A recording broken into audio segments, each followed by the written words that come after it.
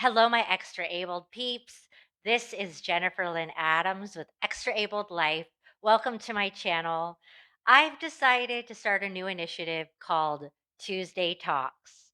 And my intention with this is to just come on here every Tuesday and talk about something, a subject that has to do with being extra abled. With that, my vision for it is that you in the extra abled community would join these talks, would leave comments, and that we would all be empowered in our community, and that I would just be the conversation starter. So let's start at the very beginning. What does extra abled mean? People ask me that in the community all the time. Oh, is there a new word? Is there a new buzzword we're using? Some people don't like it, some people do. It's been a little bit controversial. Um, the truth is, I have no qualms with the word disability or disabled at all. As I started to advocate more, I realized, like, what does disabled mean? Because I had heard it used, like this bathroom stall is disabled, or this vending machine is disabled, or out of order is how I saw it used. So I decided to go and look in the dictionary and look up the word disabled. And it said that the definition is to be made invalid or ineffective. And I thought, that's not me. I'm not invalid or ineffective. And so I know that we don't necessarily define disabled the way the dictionary does in our community. We don't use it that way. And so I do acknowledge that. But I wanted to just come up with a different word. So I put the words extraordinary and able together because I thought that that really represented our community. And I thought long and hard about that word. And it's really catching on. It's become a hashtag. Other people are using it. So if you like it, keep it. If you don't, you don't have to use it. But with that said, I want to today's topic to just be I want to share a little bit to me about what being extra abled has meant to me throughout my life. I've only been using this word for maybe the better part of a decade, but I've been disabled my whole life and it has had different meanings to me. So in my teens and 20s, it meant fitting in as best as I possibly could. It meant being the life of the party, the center of attention, the loudest person in the room, because I learned early on from some of my childhood wounding, which I won't go into depth today, but I learned from just life experience that if I wanted my needs to be met, I couldn't be a wallflower. So I would say that in my teens and 20s, that some of that was not my full personality. Some of that was just me attempting to get my needs met. And so that meant that I was kind of loud. I drew attention to myself. I always had a smile on my face. Only a few people ever saw me cry. I didn't even really let myself cry very much in my 20s because I thought crying was a weakness and I didn't want people to perceive me as weak because I already felt like being disabled or extra abled was a weakness. And so I put on, I wouldn't say it was a mask because I wasn't necessarily being fake or disingenuous. I was just trying to get my needs met in every way that I knew how. So, what did that bring?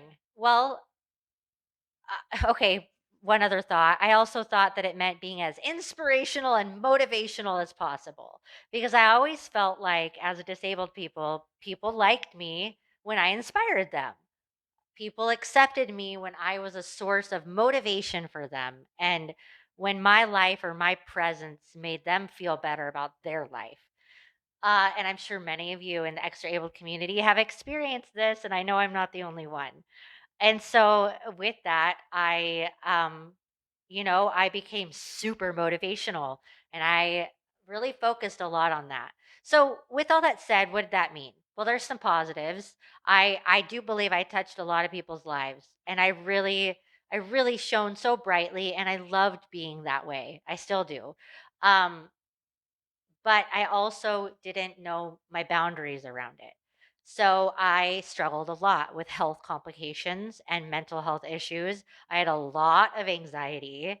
I rarely said no to anything or anyone. Um, and I didn't really know my parameters or limits. And so, I ended up kind of burning out several times throughout my 20s and being hospitalized. Um, and even, let me just say, like, an inch from death a couple times. Um, I'll just leave that there. So, going into my 30s, I thought, there's some things I'm doing that are just not working, to say the least. And so, what that did is in my 30s, things balanced out a little bit and more.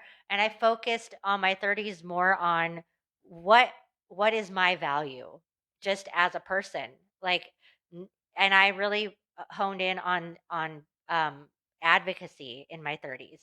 Uh, I really owned, because in my teens and 20s, I didn't want to be called disabled, and I didn't really even identify necessarily very much with the disabled community. I was doing my best to fit into the mainstream community. But in my 30s, I really found the value in our community, that there are people like me that struggle like me, that have had death experiences or near death experiences. Sorry, I don't want to trigger anyone. But who have had health issues and things like me. And these people matter to me, and they're my heroes, and I want to know them more. And so in my 30s, I was Miss Wheelchair America. I traveled all over the world. I connected with adaptive sports groups, and I spoke on platforms all over the US and in the world. In 2017, I was 37, and I was in the Miss Wheelchair World contest, and so like, I met so many extra abled people, hundreds and hundreds, met their families, um, collaborated with them, talked to them, and did business with them. I started two businesses in my 30s, which are still going now. The link is below. I started my nonprofit and my for profit, which is this is what my for profit is, which is talking. It's sharing and advocating for our community. And so a lot of beautiful things came out of just owning that. And that was when I created the word extra abled. So now I'm 43. I'm only at the beginning of my 40s, but I think without choice because of the pandemic, I'm now embracing alone time more. And I'm not pushing myself as much, because I did struggle still in my 30s with, it wasn't as bad. I really got on top of my health stuff, but I have, and I did still struggle a lot with burnout, pushing myself too hard, trying too hard, not balancing work life. And so that's really what I'm focusing on now, is getting to know myself, by myself, with myself. Um, yeah. And that's what being extra abled has meant to me so far. What I shared today with you, what kind of resonated with you? What does extra abled mean to you, or even disabled? What do you think of those words? And also, what have you experienced in your extra abled journey? Um, do you relate to some of those things? Like, do you feel like you have to fit in? Have you struggled with anxiety and all of those things? And what have your answers been to that? How have you found balance in balancing your disability or extra ability with the world around you? Um, what have your struggles been, and how would you define being extra abled? Please leave the comments below and subscribe to my channel. I'll be here again next Tuesday. See you then.